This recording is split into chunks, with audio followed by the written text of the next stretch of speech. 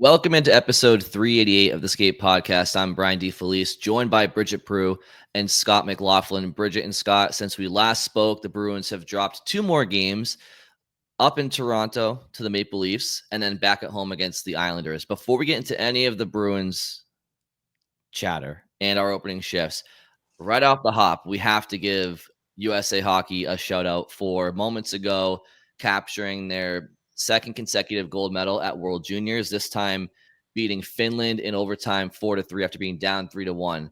I know Four Nations is coming up, but USA Hockey is just, they're unreal. Yeah, and a lot of local connections in that gold medal win, and really in the whole tournament. Teddy Stiga, who's from Sudbury, Mass, plays at BC, gets the overtime winner. All of the goals, all 4 goals scored in the gold medal game from either BU or BC guys. James Hagens from BC also scored, and then the second and third goals, the comeback goals, were Brandon Svoboda and Cole Hudson, 2 BU guys. So Ryan Leonard was unreal all tournament, team captain from BC, was World Juniors MVP. Could have easily been Cole Hudson, who was also just incredible start to finish. So, David Carl, Denver University's head coach, was head coach of both of these gold medal teams. So he's he's probably the best coach in the world who's not in the NHL right now. He now has 2 World Junior golds and 2 NCAA titles to his name, and he's only 35 years old, which is insane. Yep. Yeah, he could win another NCAA title this year too. Like, he always has a good team with Denver. But yeah, this is going to be something we talk about a lot on This Week in Hockey East because of all the Hockey East connections. And I don't know. Hopefully, we get like an interview with Stiga or with Hudson or at some point in the season just about the World Juniors, because I think that it's more prominent now. But guys, I didn't get a chance to watch that game because we were at the Bruins / driving home. I think Scott caught like the final play. I walked in like just as overtime was starting. So yeah, I gotta tell you, the 3-on-3, like long 3-on-3 overtime for a gold medal is quite nerve-wracking, because that one went like 10 minutes before you finally got the winner. And like it would just keep going. Like it was like a full 20-minute period.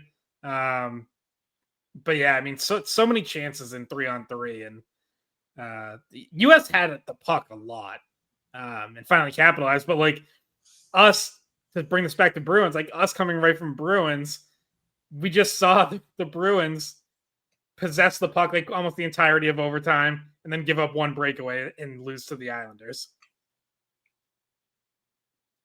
Good transition, Scott. That was a good one.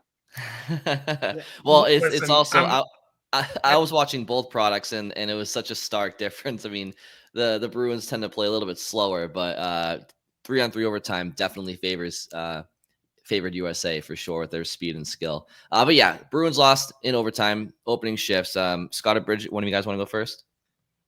Yeah, I'll go first because mine ties into I guess kind of bigger picture on the Bruins right now, which is with that overtime loss to the Islanders, they've now lost 4 in a row for the first time this season.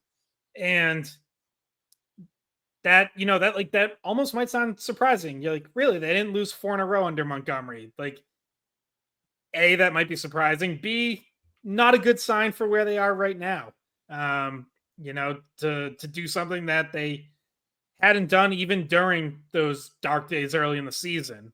And I don't know about you guys, like I just sort of like need to like talk through my feelings about this, because on one hand I'm like, they haven't, I don't think they've played awful. They've been in all of these games. They had a good third period comeback Sunday night against the Islanders in a game that, quite frankly, they could have mailed in with the tough travel, second night of a back-to-back. Islanders did not play Saturday. They were actually just hanging out in Boston while the Bruins were playing the Maple Leafs in Toronto. But they still lose. And it's kind of like, we talked about this on the last episode. There's just no margin for error. So the first 2 losses during this 4-game winning streak, they couldn't score. So even though the defense was okay, they just couldn't score. Then the offense starts to come, but they start making defensive mistakes that they ultimately can't outscore. So like you have to be frustrated, and it definitely leaves a bad taste in your mouth. But I don't know. Like I don't know. Like this doesn't feel as bad as early in the season, I guess, is where I would come around to on this. I agree. I feel like, I mean, at least they got the point this game. Because it was seemed doubtful at one point where they were down by 2. But then they come back, and Joe Sacco said he was looking at it glass half full because they were able to come back, and he's liked the third period efforts over the last few games, even though they haven't got a regulation win. And this was actually their first point in that span. But my opening shift has to do with David Pastrnak, who had a chance to win it in the 3-on-3 overtime. Would have been a hat trick for him because he had 2 goals in the game. He talked through the move that he made, and he wished that he actually just kept it on the forehand and went with his full speed, and he thought he could have beat him that way, but he made maybe an extra move, doesn't get the hat trick, doesn't get the game-winning goal in overtime. Minute or so later, Marchand, I don't want to blame Marchand, but his shot took a big rebound, and then he was the last one back, and he just was gassed. So he couldn't get back to stop the breakaway, and the Bruins end up losing 4-3. But my opening shift has more to do with David Pastrnak just having back-to-back games where he's had 2 goals. His offense seems to be picking up, and when we talked to him after the game, he said that actually in Toronto, he didn't feel like he had a good game, but he got the 2 goals. But today, he said he was really feeling it. Or I guess when people are watching this, it will be last night. But against the Islanders, he said he was feeling good. He said, like, basically his energy was good, his health was good. And I think if you watch the game, you know that you saw him using his speed and looking more confident. So at least that's a positive to take out of it, is the production starting to come.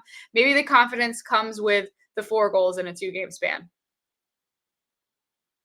Yeah, and it's important for him to get going, because if he's not, then they don't really have much of a chance at all. And so, but that kind of leads me to my opening shift, which is, the Bruins are, in my opinion, I think they're lucky to be where they are in the standings, which is obviously in playoff contention, in a playoff position.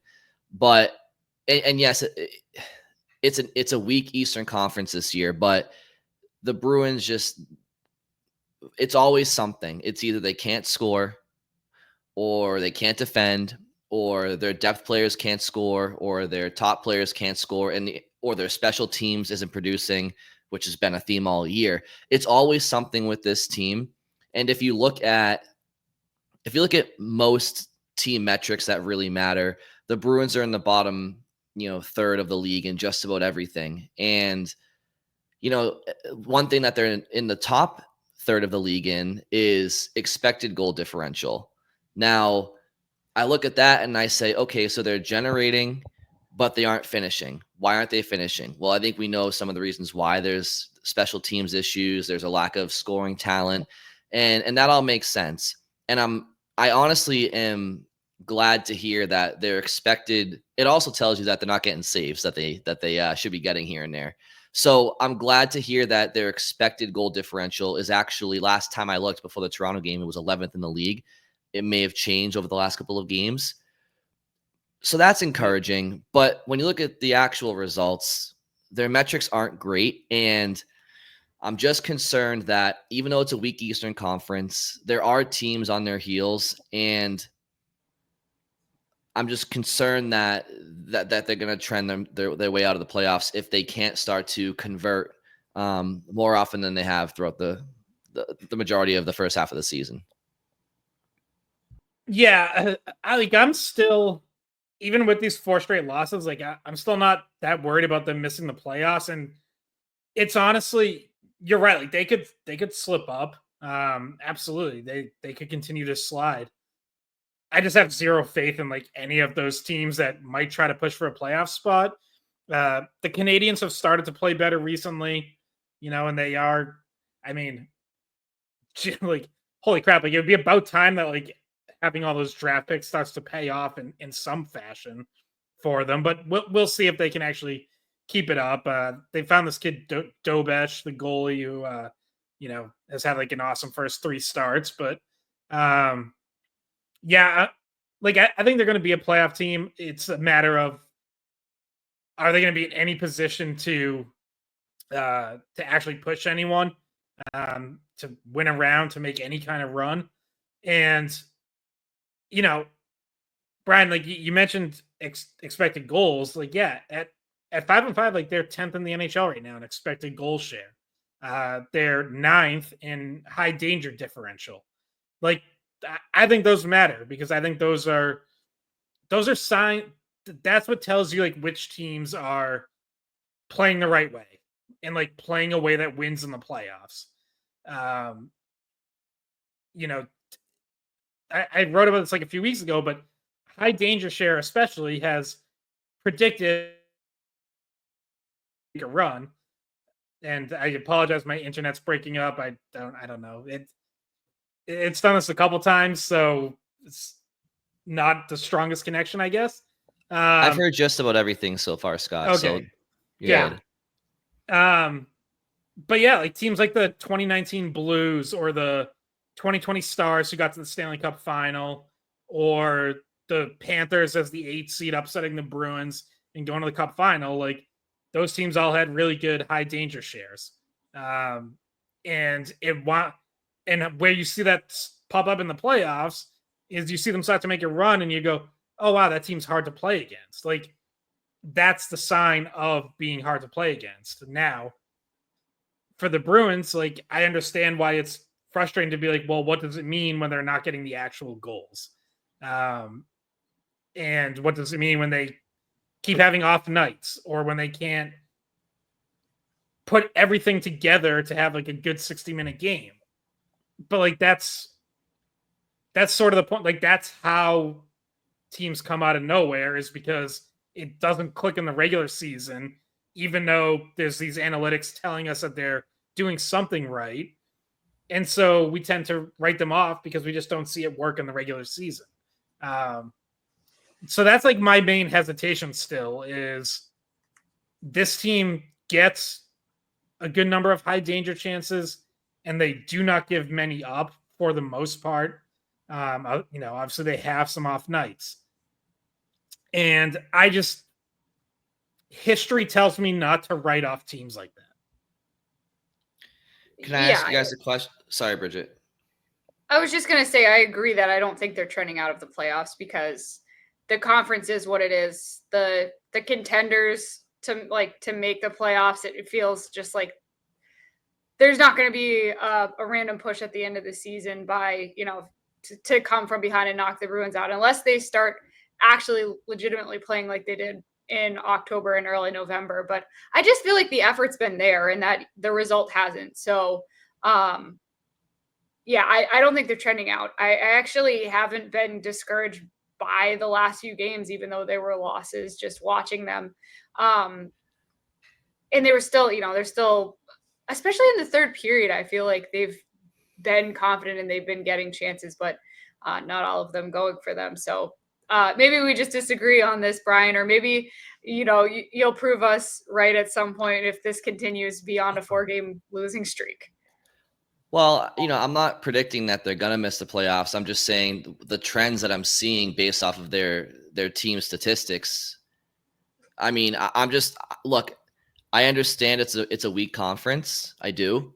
I think the Bruins are part of that weak conference. I just don't want to sit here and say, well, the conference is weak, so the Bruins are going to find a way. I want to dig deeper. I want to challenge us and everybody else more than that to say why we're confident. Like, for example, are we like David Pastrnak having a good couple of games here is great. I thought Trent Frederick had a really good game in Toronto. That's good to see. That third line, Brad Zoke scored again, Frederick on a net drive. Like, there are things on an individual basis where some players are starting to, they're showing signs here in the last couple of games. But then you have other important players like Lindholm, McAvoy, Mark, they take steps back. So, but I still have a lot of questions about this team. I have questions about, can they make the playoffs if Elias Lindholm scores 40 points and Pavel Zacha scores 40 points? Can they make the playoffs if their power play is going to be 32nd or 31st in the league and their penalty kill is 25th in the league? Can they make the playoffs when their team goal differential is, 24th or 5th in the league? And I don't want to just sit here and say, well, the conference is weak, so they will. I want to if let me ask you guys this: if the special teams continue to be between 25th and 32nd in the league, and the goaltending doesn't pick itself up, are you still confident that it's just a weak conference, so they'll make the playoffs? Yeah, so you just hit on the one big concern for me. You'll notice the numbers I used were 5-on-5 numbers. You cannot do anything having the worst special teams in the NHL. And after there's only one power play in this game against the Islanders, the Bruins had it, and they gave up a shorthanded goal. And that flipped them back over the Islanders into last place for worst special teams goal differential. They are now a -17 on the season, power play and penalty kill combined. You can't do anything if you're the worst special teams team in the league. So that remains, to me, the absolutely huge concern with this team, that even those encouraging 5-on-5 analytics that I probably put more stock in than most, those can be good, but if you suck on special teams, that's gonna outweigh it.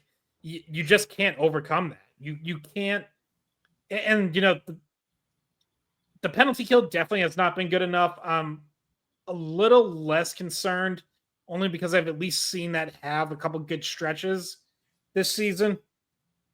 The power play has offered you absolutely no reason to believe in it all season long. And it seems to be getting worse. I can't remember the last time they even had one where you were like, hey, that power play looked pretty good. At least it built some momentum. It is just an abomination.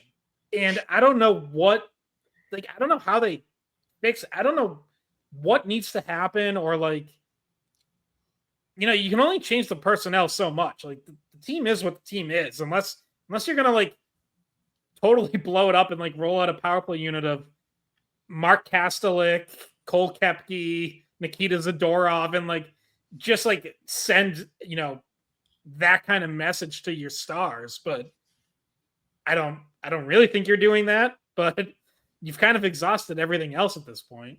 I think I've mentioned maybe putting Kastelik on the power play before, just to, mix it up. But I think if you caught people in the Bruins organization in an honest moment, behind the scenes, not in public, they would tell you that their special teams is still their Achilles heel, and it's nowhere near as good as it needs to be, in particular, the power play. I don't think, even if you just started learning hockey this season, I think you would notice that it's just not good. It's, it's not getting much done. I saw our friend Evan Marinovsky tweet out that he thought that Patrick Roy challenged the goal by Koepke just so that the Bruins would have to go on a power play. And they did, in fact. Good way to kill momentum. They gave up a goal. Yeah, it really did, though. It's it was funny because it was true. And then the Islanders did score shorthanded on that. So it was ironic. It was hard to watch. It was all sorts of different things. But I did think that was a funny comment because it was dead on. Right. And that's not the first shorthanded goal they've given up this year. And it's every game their power play loses the momentum. But you see where I'm driving with this? If you were a betting man and a betting woman right now, you would probably sit here and say, I think the Bruins will probably finish the regular season with the bottom 5 power play. And that's being generous because they're next to dead last right now. So if that's the case, do teams make the playoffs with the bottom 5 power play and a bottom 3rd penalty kill, or middle of the pack penalty kill? That's why I'm just saying, I personally believe, I'm not going to project on to what you guys think. I think the Bruins are lucky to be where they are in the standings based off of their team metrics. Like I said earlier, their expected goal differential is better than what their actual goal differential is. That's great. So you can sit here and say, well, they just have bad luck and all that. But it really is a lack of finishing talent, I think, that they have, and the special teams and the goaltending. So for me, there's way too many question marks that I need to see answered in the next 40 games now. But you know, to sit here right now in January and say they're going to be a playoff team, I gotta see it, because they're in the playoffs, but they got how many more games in hand on some of the teams behind them, and their points percentage is about 500. So I just got to see more. And something Scott said earlier, like, the power play has given me no reason to think that like it's going to get better. Like, it is the worst NHL power play I have ever seen, like, bar none, straight up. So until that ever gets improved, I can't sit here and say, yeah, we'll make the playoffs because the East is weak. The East is weak. The Bruins are one of them. The Bruins and the Canadiens and the Penguins, like, and the Senators, I hate to break it to you guys, but the Bruins are not much better, if at all, than those teams, at least through 42 games. Somewhere 2011, Tomas Kaberle breathes a sigh of relief. Oh, man. Yeah. Don't even say that name. When I was in high school, I thought he was like the worst. I was like, I think I booed him on my TV because he annoyed me like to no end. Really bad move by the Bruins. Well, the best part is they had a Zoom back in 2020 during COVID of everybody watching the Game 7 against the Canucks, and everybody was just like giving it to Kaberle, like in the, like, it was like the Brady Bunch, this box here, that box there. They're all chirping him, like, you know, like in like a loving way. And then at one point, somebody's like, where'd Cabs go? And he just logged out. I think he was just getting made fun of a little too much by his former teammates. Oh, well. Hey, I think he had 11 assists that postseason, though. He did. He did. He was hard to watch. He was somebody that I wasn't a huge fan of. But it sounds like nobody was, so wasn't alone. I mean, he did play regularly on a team that won the cup. Like, we gotta, you know, you can't rip him too much. There's only been 2 players on the Bruins that I was like, this has to end. Like, I can't take it. And it was him and Weidman. Even though Weidman went on to play okay, I wanted him gone.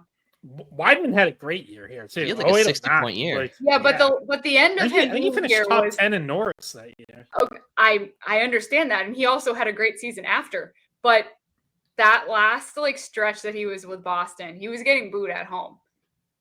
Well, in any event, I know, I do remember that. In any event, I would take any one of them on the Bruins power play right now. So that's a fact at their current age, by the way. Yeah, and you know what's crazy? It's like there's a list of things that you're like, okay, these are all like, here's a list of achievable things that can improve to help this team on the second half. And it's like, can Jeremy Swayman be a top 10 goalie instead of a bottom 10 goalie? Like, of course he can. We've seen Jeremy Swayman be a good goalie. That's a turnaround that is definitely realistic. Now, you need to see it, but that's realistic. Can David Pastrnak score, you know, like a top 10 goal scorer instead of the 60th goal scorer in the NHL? Of course he can. We might be seeing the start of it right now. That would go a long ways. Can the penalty kill that's been so good year in, year out be top half of the league? I don't need it to be the best. Can it be top half of the league? Yeah, of course. Like, we've seen that with most of the same personnel.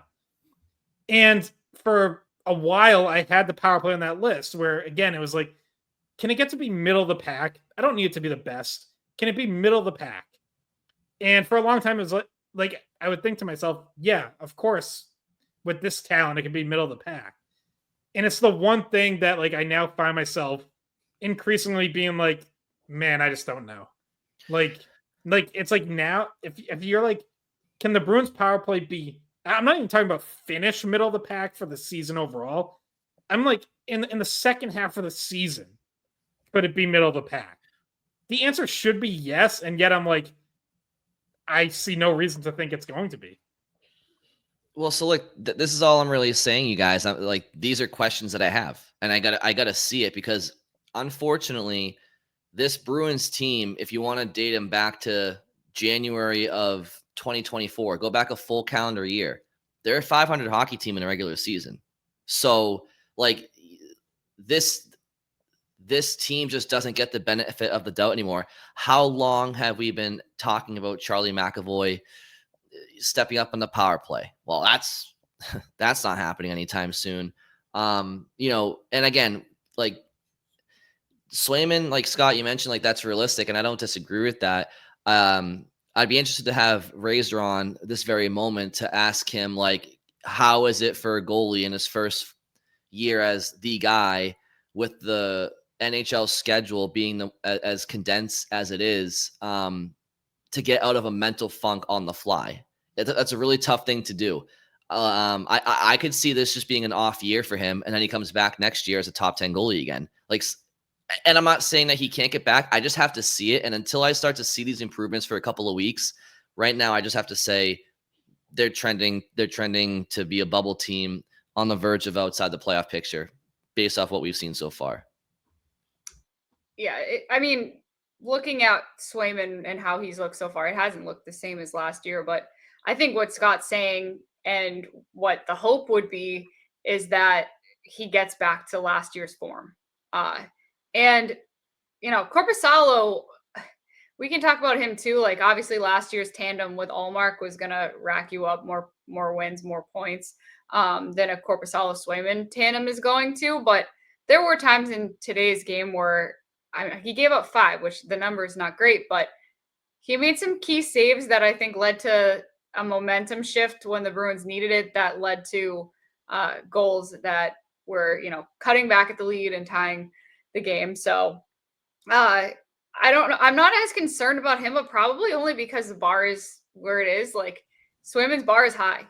And that's why, like, you think of the potential and the ceiling. Yeah, he's below that. There is room for improvement. There is a chance that he goes back to that ceiling or closer to ceiling that he has, that we've seen last year in particular, and in the playoffs that he had. But and I want to say this too, because the goaltending numbers are also, and also the penalty kill, like, and even the power play.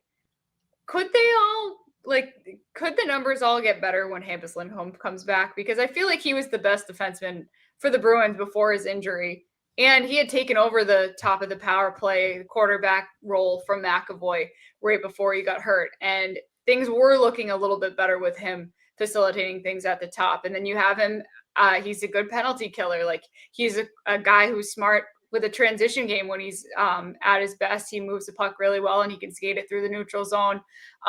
Does that help both your defensive and power play numbers and penalty kill numbers? Maybe that's an infusion of life that they get here. But the question is when he's coming back, because it seems like he's still about, I would say, at least 3 weeks away, just based on the information we have, maybe longer. Yeah, well, so, Joe Sacco did say this past week that he's close to getting on the ice. So how long he needs to ramp up once he starts skating, yeah, but, like, we just don't know. But you're right, probably at least a couple of weeks from there. I think Hampus Lindholm will help in a lot of areas, and maybe the power play as well. I think he'll do a better job than McAvoy is doing right now. Over the course of his career, Hampus Lindholm has not been a great power play quarterback either, but can he at least help this group be a little better? Maybe. I still think longer term, like, Mason Lohrei is probably your best option as power play quarterback. I haven't been impressed with what he's done this year, though. I was gonna say, like, I don't think he's quite there yet. Now, he does lead the team in power play assists, so it's not like he's doing nothing. But again, the bar is so low that it's like, and there's also the question of, like, is Mason, we'll have this conversation at some point. Is Mason Lohrei an everyday player when Hampus Lindholm comes back? Because he's kind of been a liability defensively. Yeah, I think you need him in the lineup right now, because him and McAvoy are really your only two defensemen who can create anything offensively. Although Andrew Peak had a nice play to set up a goal on Sunday. But when Lindholm comes back, maybe you don't need Lorai's offense quite as much. I just think he has to pick up his overall game to ensure that he's going to stay in the lineup every night. And quickly, just my thought about him as the power play quarterback. He, like you said, he has the most assists, but he also, I feel like, has the most turnovers. Like, he's up at the blue line where it's really dangerous if you turn it over there and you're giving up the potential of a breakaway or an odd man rush the other way, and you're really putting your goalie and your team in a tough situation if you're turning the puck over there. And a lot of times he'll fumble the puck at the blue line or just for whatever reason, just lose it up there. And it ends up going the other way, which kills momentum, kills zone time. You're spending less time in your offensive zone on the power play. So yeah, that's why I say, like, you can see the ability, but something just isn't quite there yet. There's still room to develop in that situation. And we are halfway through the season here. And I had thought that he was going to have a stronger year than he has so far. I was very high on him coming out of training camp. I thought he looked good. And based on what we saw from him last year, it felt like he could make a big leap up. I think his development probably hasn't gone up as much as I thought, or maybe as much as other people thought, because if he was the solution on the power play, we wouldn't be having this conversation over and over again about, how to get more offense out of the power play. Yeah, I mean, I think for Lohrei, less is more. Like, I understand that you don't want to limit a creative player's creativity, but there's a fine line between limiting their ability to create and allowing them to just go out there and do pirouettes and 360s with the puck and kind of play pond hockey at times, especially in dangerous parts of the ice, the offensive blue line. His defensive circles in transition. Like, you just gotta. I just think he tries to do too much, and I just think sometimes you got to simplify your game. And I do think doing too much offensively is costing him defensively because he's getting himself out of position. And you're just not allowed, unless you're Cale Makar, or Quinn Hughes, you're not going to make NHL skaters look silly. You're just not, for the most part. You have to be a true elite talent from the back end to be really pulling off some of the things that he looks to do at times. So for him, he needs to just understand he's a good puck mover. He's an above average skater for sure on the back end, and he's an above average puck handler and has above average creativity and offensive instincts. But he needs to keep it between the lines a little bit more, and maybe that requires going on the ninth floor when Hampus Lindholm comes back, like Scott's mentioning. I do think, Bridget, to your question, Lindholm does help in many areas when he comes back, but he's certainly not going to be a savior. He was on the blue line for the first month of the season, plus where the Bruins were awful. Now, yes, he was their best defenseman in that stretch, so he will help, but they do need to, for me, like the biggest name on the back end I look at is McAvoy. Like, for some reason, guys, he is just, I don't know if he's subconsciously looking ahead to Four Nations. Like, but since the beginning of the year, he made some good comments after the Montgomery firing where he took accountability and I liked that. But I didn't love his comments earlier in the year when he was like, hey, getting off to good starts hasn't helped us in the past. That's kind of a loser's mentality. And he just doesn't seem to be him, even outside of the power play. 5-on-5, he just doesn't seem to be the Charlie McAvoy that we've all been, very high on since his days at Boston University all the way through his pro career. So he's going to find his game. And until he does, he just like the offense goes as Pastrnak goes, that defense goes as McAvoy goes. And right now he's fighting it a little bit too. You saw his frustration slamming his stick over the crossbar with the Anders Lee's second goal. What happens on that play? I mean, in Toronto, he gets up muscled by Austin Matthews, pucks in the back of the net on a forecheck. Against the Islanders, he tries to stand up Anders Lee, who his quads are about the size of Rhode Island. So he's a big boy. But then he gets down in the corner, and I don't know where McAvoy went. I don't know if he tried to take off for offense on the weak side or if he dropped a piece of equipment. but Anders Lee's all alone in front. So, and the replays didn't show me. So you guys were there. Maybe he was just trying to jump the rush, but it's just like he needs to figure his shit out. And then we could talk about the rest of the guys back there. Well, did you want to give your grades? Because I know that's something that you guys both did online. I didn't know you guys were doing it, so I didn't get involved, but I can weigh in. I was gonna say maybe you can be a tiebreaker on some of the ones where we differ. Okay, all right, I can do that. Yeah, hold on, I'm pulling mine up, but yeah, I mean we can just like rifle through these quick and like honestly we can do like, does this sound right, Brian? I don't know if you want to give yours as I go through some of these guys. I went in alphabetical order, so I gave Johnny Beecher a C. Beecher, I gave a B-. Close. I mean, I'm gonna go with C because I think that he's been quiet and sometimes a liability. I know. I saw someone tweet out that his 5-on-5 like goals against is just terrible this year. Yeah. I'd have to look at what he is like plus minus wise, but of the players on the fourth line, I feel like Koepke and Kastelic have been more effective. And I think that he's still in a position where he's not going to get sent down, but I wouldn't give him higher than a C. Yeah, I mean, I actually think he's been pretty good defensively. I mean, he gets a lot of defensive zone starts. Yeah. But he's now gone 35 games without a goal. And he has 3 assists during that time. And like, no matter what you bring defensively or how much penalty kill time you get, which again, their penalty kill's not good, so you can't give them a whole lot of credit there. You can't go 35 games without a goal when you're an NHL forward. One thing I'll just say is I did my list in descending order of scoring leaders on the team. So Beecher was like one of the last players I did. And there's definitely some players I graded where I was like, if somebody goes half a grade one way or the other, like I wouldn't argue at all. And this is one of them. Like Beecher, I got no problem with conceding to your guys' grades. For him, I just said to myself, I mean, he's on pace for 16 points as a fourth liner in his first full year in the league. Like, I just threw him a B. I threw him a bone, threw him a B-. But you guys, your grades are totally fine there. Justin Brazeau, I went with a B. He scores again on Sunday. That grade was before then. It would probably be the same. I gave him a B+.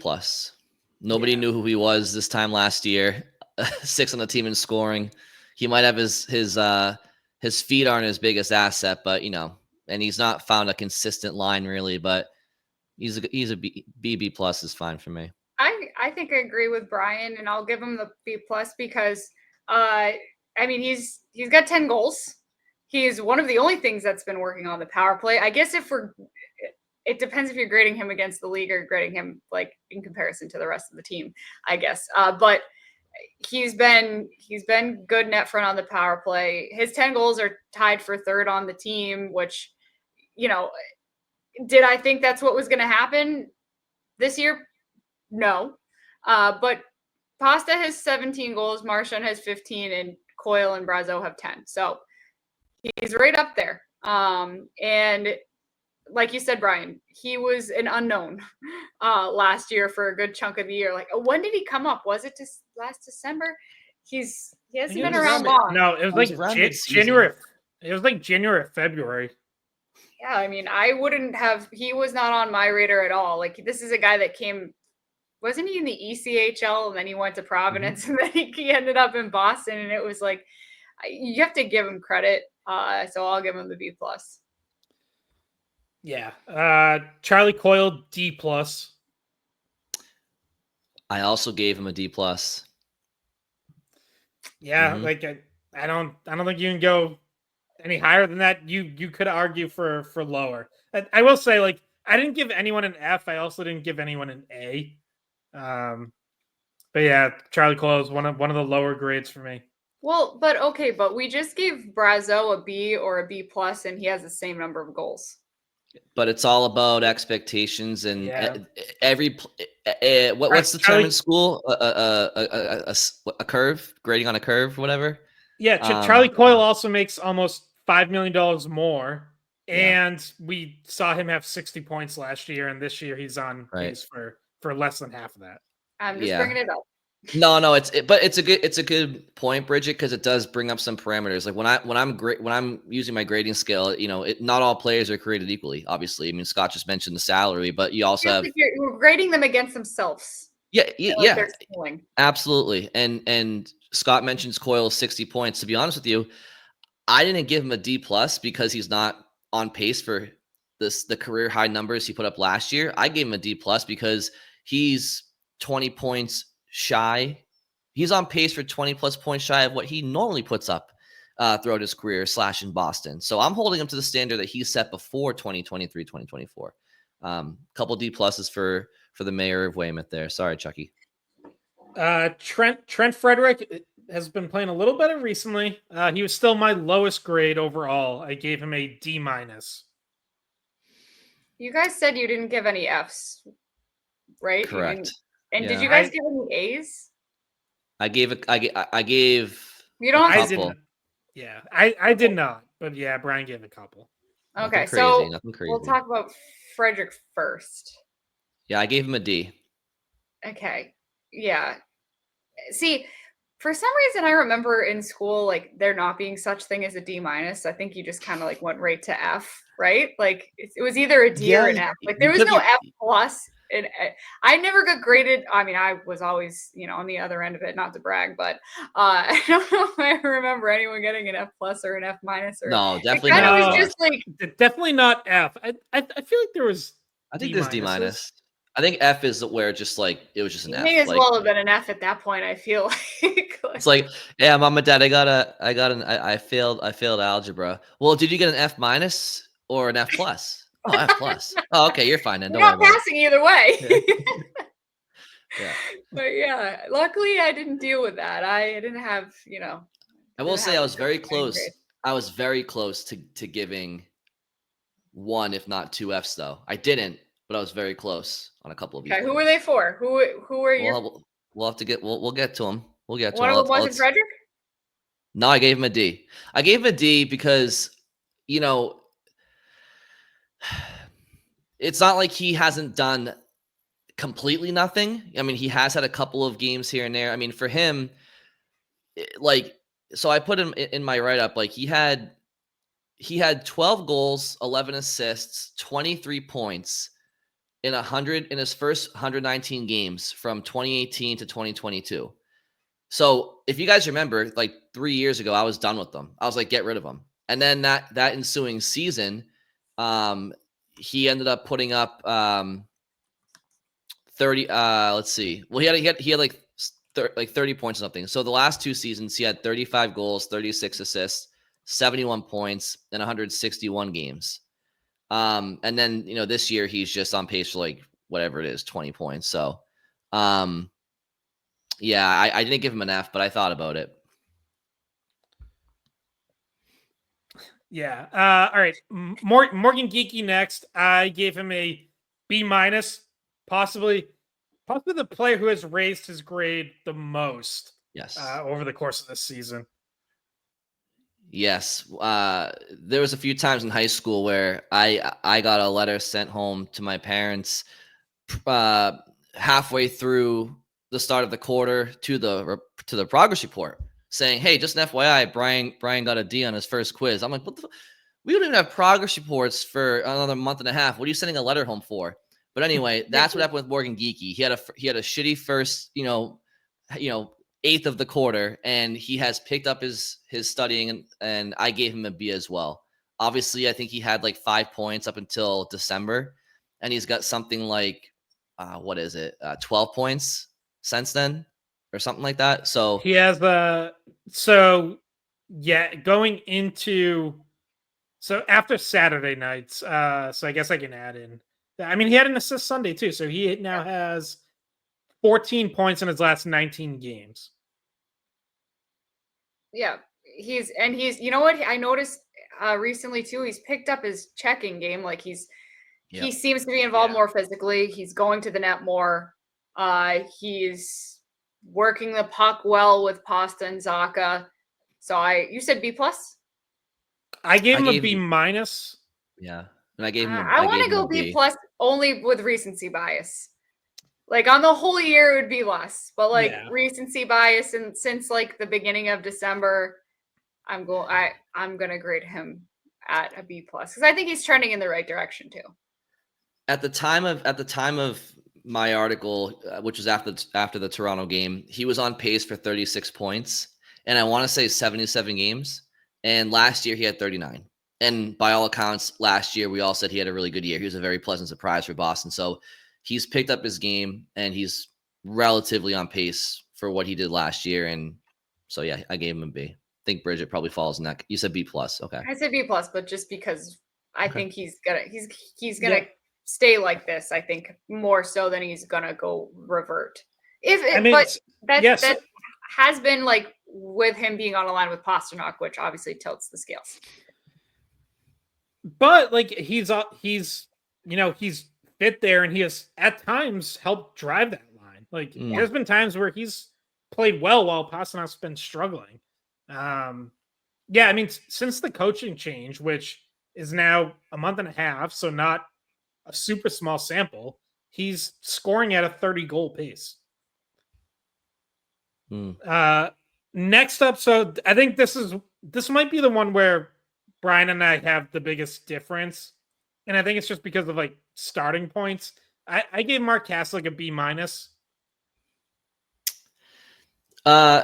Yeah, so Kastelik, I think he was my only solid A, and this is one of those situations where you look at the stat line, and he's what on the team is scoring, like 12th, whatever it is, like so it's not a matter of just production. I gave him an A because I feel like he never takes a shift off, and this is the quintessential A for effort situation. I am giving him an A strictly for his effort, because he never takes a shift off. And I think that he has endeared himself to Bruins fans, which this year of all years has been a massive challenge for any of these players.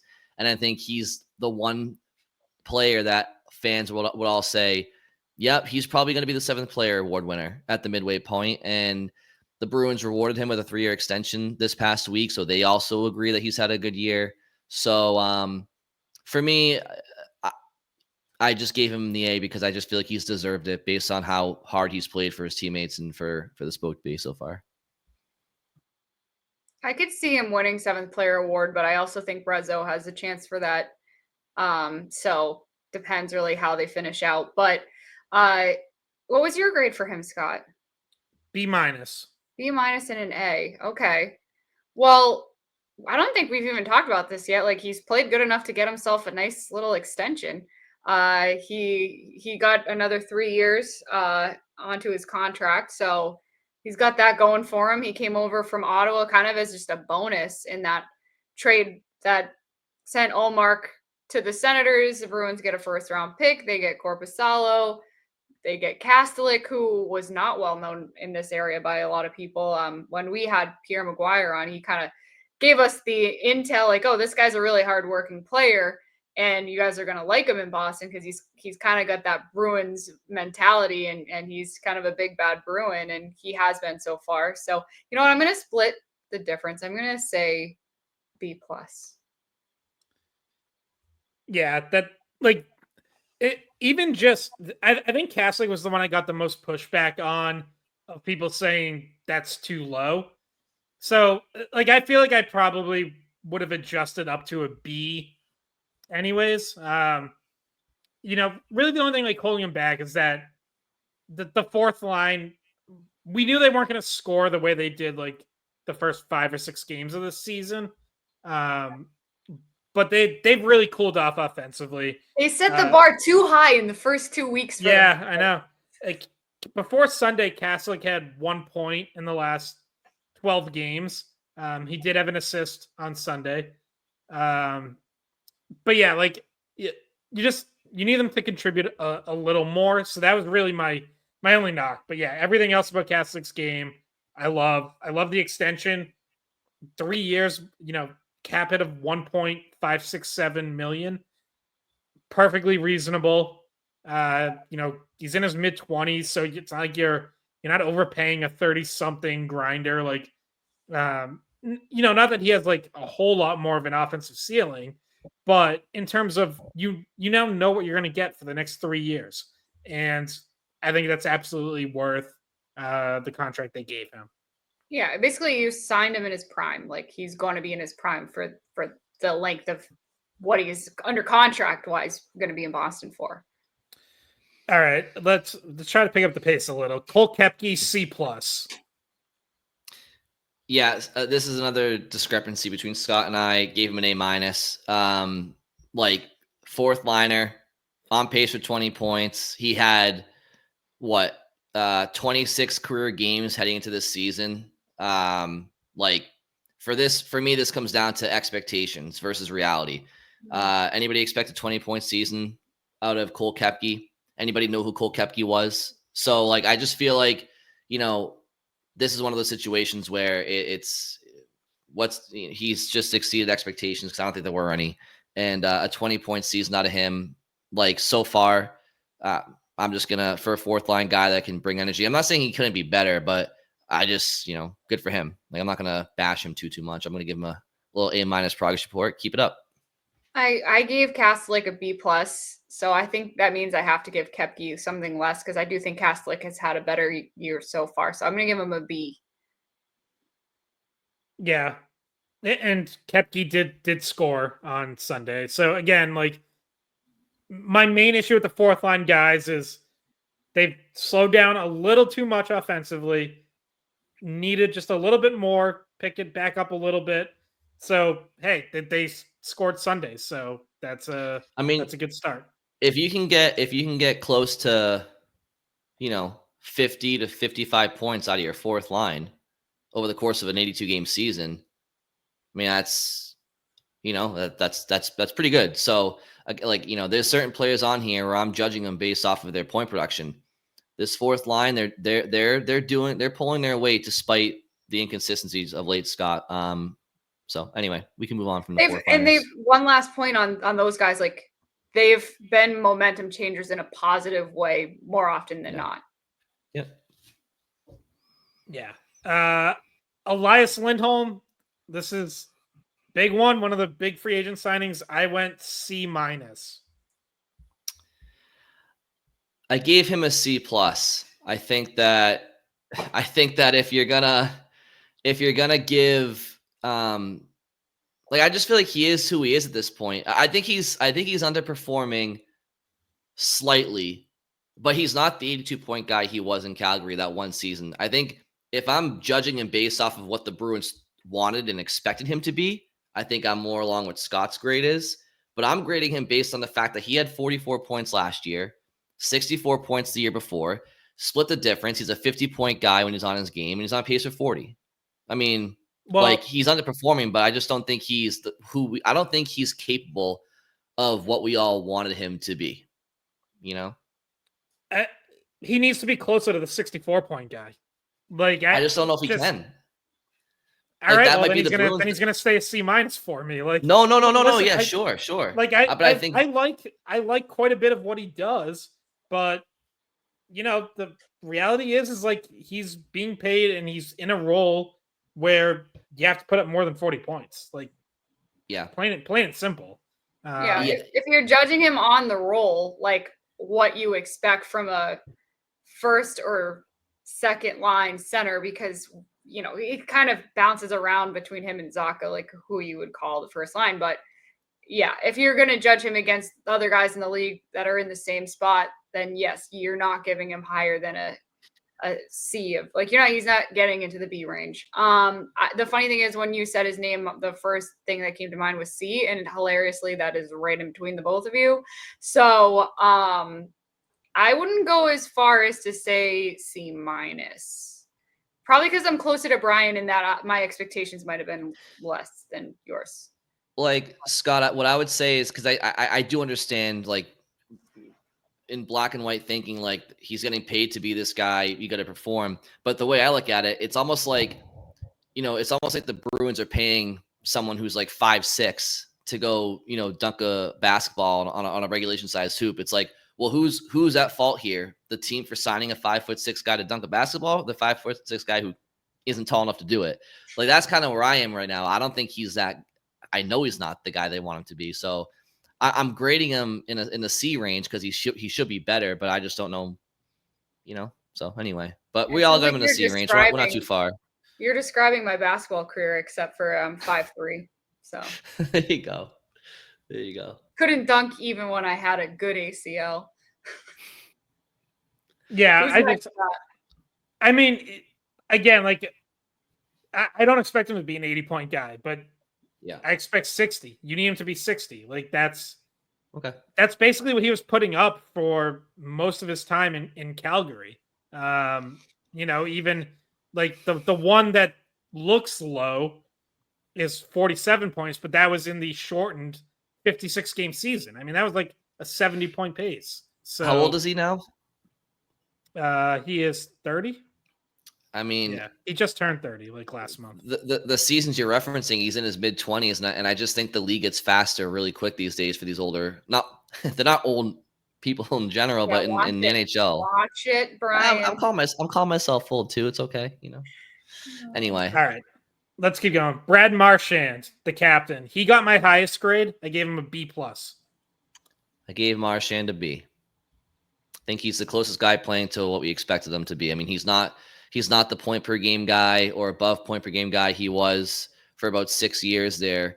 But the last 2 years, he hasn't been either. 67 points the last 2 years. I think he's on pace for like 62 or something like that. So, I mean, he could be better like everybody else, but he's totally fine for me right now. I think he's a B. Yeah. Yeah. Yeah, I'd probably give him a little credit for picking it up like over the last month and a half. Because I was more willing to write off his slow start because of the offseason surgeries. Whereas other guys, I don't think had any excuse for a slow start. I actually think Marchand had very legitimate reasons to start slow. I included Mark McLaughlin, even though he's only played 11 games. I gave him like a C/incomplete. I don't know if we really need to go into him too much. Next full-time Fabian player. Lysell? Yeah, I didn't give him a grade for his one game. His 11 minutes. Next full-time player, David Pastrnak. This is an interesting one. I went B-. I could have been talked into a little lower. Yeah. I gave him a C. That was before tonight's game where he had another 2-goal performance. This is one of those situations where he's the leading scorer, and that's great. But as long as he's on the ice with this Bruins team, he should be the leading scorer. Unfair or not, that's based off of years of a pedigree for him. End of the day, he's on pace for 33 points less than 2 years ago, 30 points less than last year. I mean, I'm grading him compared to what he should be doing. He gets a C from me so far. I might get in trouble for this because I think that a lot of the fan base would agree with a lower grade. But I feel like I want to give him like a B-. And I do feel like he's been dealing with something injury-wise and been trying to play through it. I do not have any background on that, but it just by watching, like if he's been fully healthy this season, then maybe I'd give him the lesser grade. But I just have a sense that he's not 100% based on, body language and sometimes like subtle comments that have something to do with health and speed and whatnot. But I do think that he's still the leading scorer on the team. He's still your best player. His bar is incredibly high, and he's not reached it this year. But I don't think it's fair to ever call him a C player. Like, if you're comparing him to the league, like, he's not a C player. So I can't go that far. I say either B or B-. Just, he's David Pastrnak. Like, I don't want to insult him because we know who he is. Like we know how good he is. Well, Maybe I'm using a kind of different frame of reference than you guys are, but well, when you say compare him, I mean, so in 3 of the last 5 years, he's been a top 5 scorer in the league. Where is he in the league scoring rankings right now? yeah, he's not an A. He's not an A plus. Like, but we just gave Justin Brazeau a B, and Justin we gave Brazeau, Castellic, and you gave him an A, and it's like I'm not giving Pastrnak a C. Why not? He's on pace for 30 less points than he was a year ago. Because he's still the leading scorer, and he's gonna be the leading scorer. But he would be the leading scorer on Bridget. He would be the leading scorer on this team with one leg. Like that's how much more talent he has than the rest of the guys on the team. So again, it's like, not all they're not all taking the same test here. No, it's I know totally they're not, different. but I might have the unpopular opinion of this, and fans might disagree, but to me, it seems unfair. Yeah, Bridget, I think you're like more in line with me, where like when I'm doing this, I also, yes, like you're comparing everyone to like expectations of themselves and their role, and salaries a part of it. I also think like different guys have different starting points. And for me, like David Pastrnak's starting point is like an A minus. Like an average David Pastrnak at like playing just his normal self is like an A minus. And so he's definitely been less than his normal self. So the grade goes down. But like how far down it goes for me is like I'm dropping him a full letter grade to a B minus. Like I can maybe be talked into C plus, but like but like that's what keeps it from going too much lower for me. Is like his starting point is just so much higher because he's just so much better than everyone else. So like that, like it, I think we just come at it from like kind of different approaches, which is fine. Like that's part of this exercise. Tweet at us who is stupid and who is right. Well, I also think that what grades do you think the audience would give us? It's a fortunate time though to have this discussion on him because he's coming off 4 goals in his last 2 games. If we were having this conversation 2 days ago, he'd be looking at a guy with 13 goals and he's a 60 goal scorer in the league. So, I love Pastrnak. You guys know this, but there's room for improvement. There's half a season left. Well, that's what you write in the top corner. Needs improvement. Yeah. Doing absolutely. great at literacy, but your math skills need improvement. I don't know. Exactly. I don't know about you, but my math always needed improvement. So exactly. I was good at math. I just hated math. I actually was good, and then I forgot it all like almost immediately. So Matt Patra, pretty much another incomplete 14 games. I gave him a C plus for what we saw, but obviously not as much to go on there. Yeah, I don't feel like there's at this point, having not seen him for so long, it feels like not right to give him anything at this point. The only player that I graded that had less than 35 games played was Hampus Lindholm. Everybody else that was under 35 games, I just didn't really count them because it's All right, we can keep moving. Last forward, Pavel Zacha. I went C plus. That's what I went as well. Yep. Yeah, sure. Bridget, any disagreement, or does that sound good? That's good. All right, on to defense. Again, alphabetically, starting with Brandon Carlo. He was my lowest grade on defense. I gave him a D plus. I gave him a D. I was gonna say C minus because I feel like his play, you only see like when he gets exposed, but like you might not be paying as much attention when he's doing the right thing and making the right plays. And he's kind of like, I swear he's quiet. Like he doesn't make a lot of big hits, but he also like he's not a liability defensively. I don't know. I think he's been a liability. I think at times this year he has been, unfortunately. And I think it's worse than normal, but I just don't. I'm not giving. I say C minus or C. Yeah. Yeah, I feel like I'm usually a Carlo defender, and I usually think like his very good defense that he is capable of playing. When he's playing well, it does reflect on the numbers. Like he's usually on the ice for fewer goals, expected goals, scoring chances, high dangers, all that stuff. And that hasn't been the case this year. Like he's been on the ice in all those categories for like second or third most. And Mason Lohrein's last in like all of them. But like, yeah, it's not, it hasn't been as good for Carlo. And I think we've seen that he really needs Hampus Lindholm, or at least this season when Carlo might not be playing his best. He really needs Hampus Lindholm because I don't really think he's clicked with anyone else. Maybe Parker Wotherspoon. Like they've had some good games together, but um, that's your second pairing has really only been good to very good when Hampus Lindholm was healthy. Mm. Yeah, I mean, I'm not so sure that he's even a top 4 defenseman on a team that wants to get to where they want to go. To be honest with you guys, like I really enjoyed Carlo as a player. Call it 2020 was his first year 2015-16 or 2016-17. I think it was 2016-17 maybe. Yeah, I think so. Yeah. Big because fan of that was him. the Ottawa series. He got hurt right before the playoffs. Yeah, no, I was a big fan of him back then. You know, and I've always liked him. I was a little bit critical of him last year.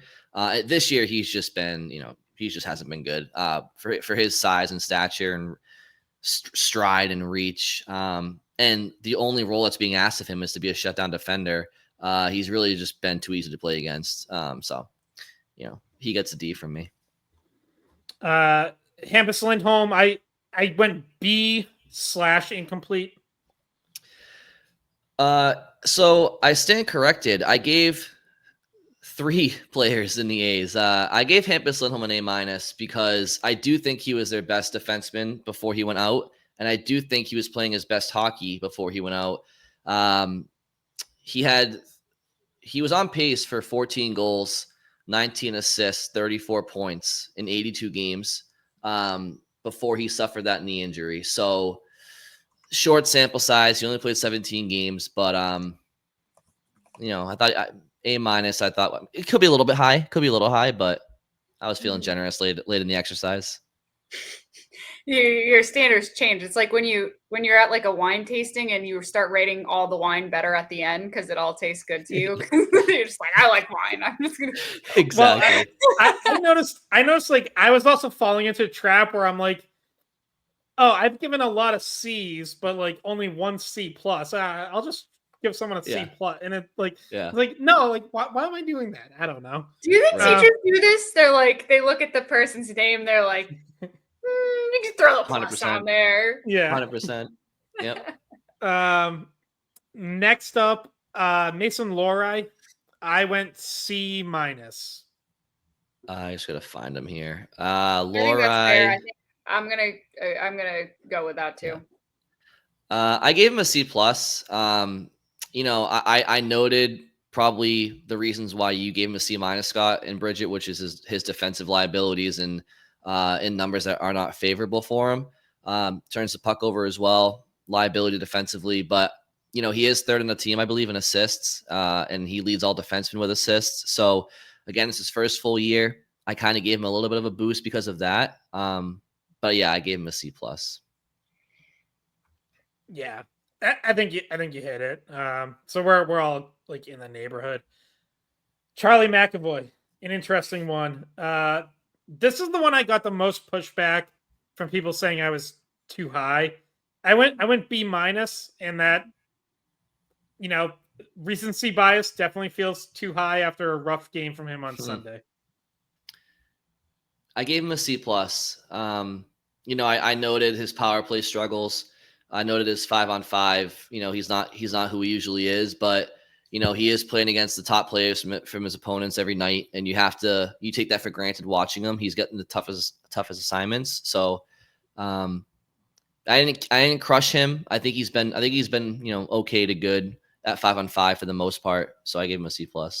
Actually, my first thought was B- as well. So maybe I don't think you're going too high, Scott, just because same thing that we talked about with Pastrnak. It's like the level is going to start higher. I feel like he's still your best defenseman.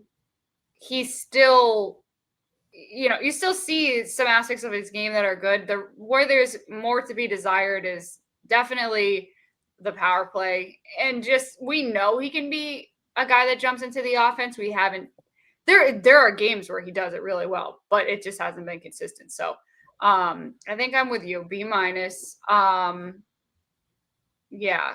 I think it's fair to say C+, but his physicality could jump up as well. He's an impactful player when he wants to make those hits on occasion. He hasn't really done that much this year, and that's part of his game. He can change momentum with the game when he does that. So maybe he's just conserving himself. But hey, if he kills it at the Four Nations and USA wins, his grade is going up for Sure. for everyone. So yeah, I also took into account that they haven't had an ideal partner for him. Like he started the season with Zadorov.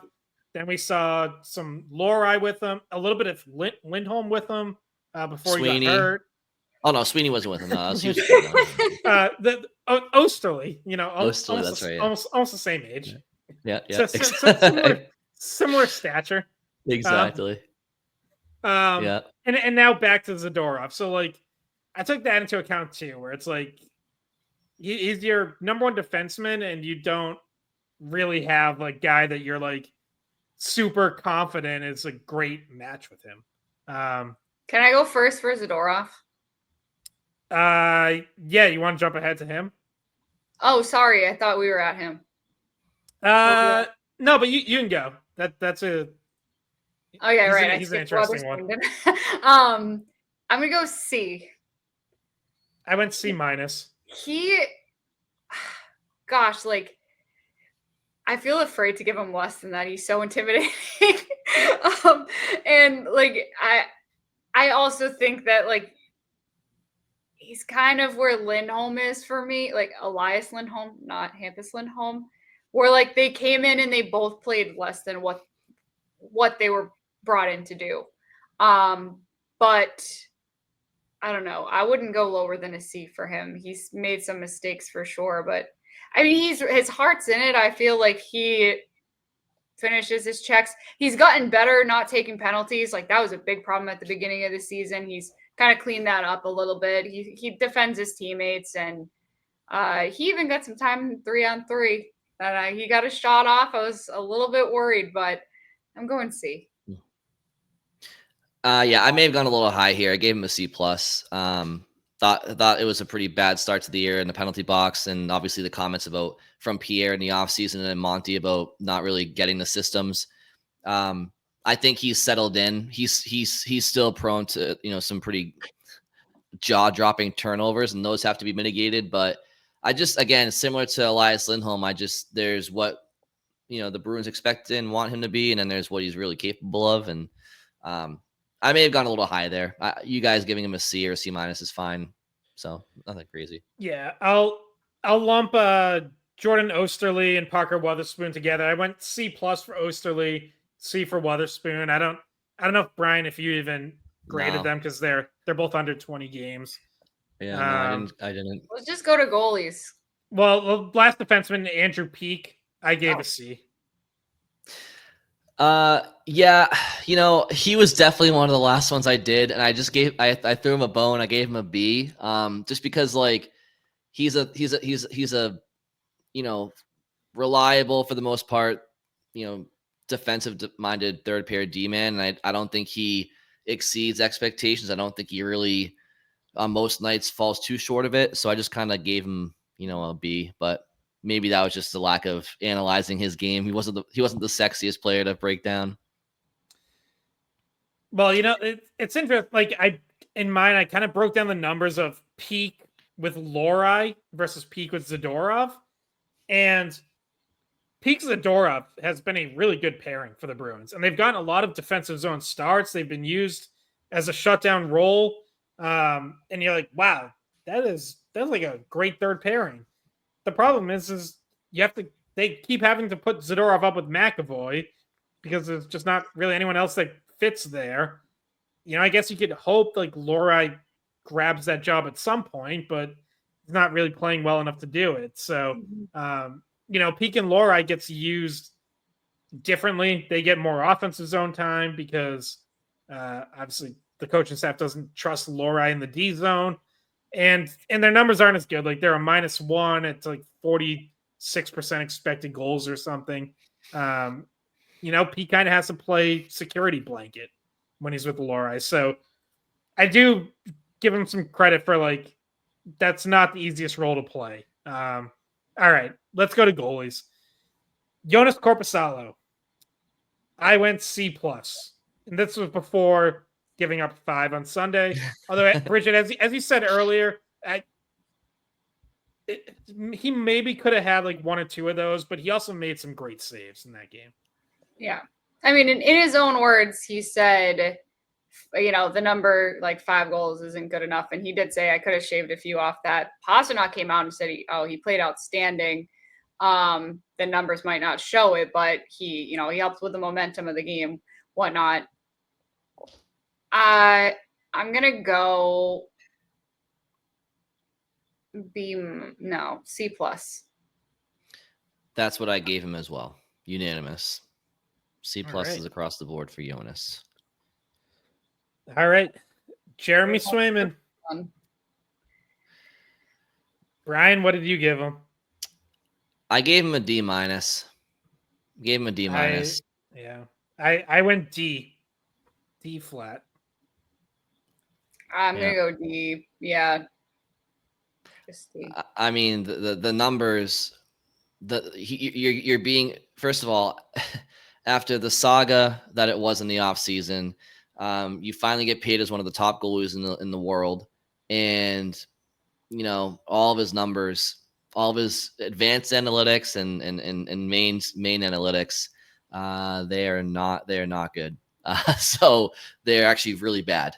So he gets a D- for me, because at that position and at that contract and the expectations that you have set for yourself that Bridget mentioned earlier, like, yeah, this is a classic. I'm grading him against what he is supposed to be doing.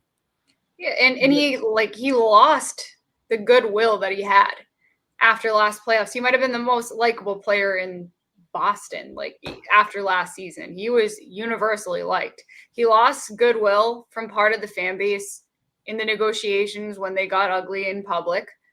He had a chance to win it back right away, but I feel like he hasn't yet.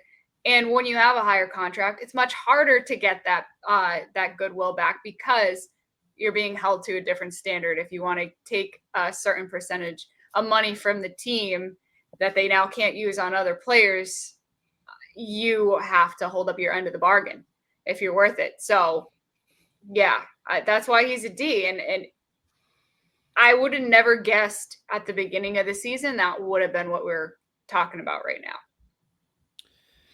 Yeah, and I will, like, it is worth noting that since he gave up that 8-goal game in Winnipeg, which is like the low point, he did then go 7 straight starts, giving up 3 goals or fewer. He had a .921 save percentage during that time. And that went up until Saturday when he gave up 4 in Toronto, which I don't really think was on him. I think like those were defensive breakdowns. So like, I'm not even holding Toronto against him all that much.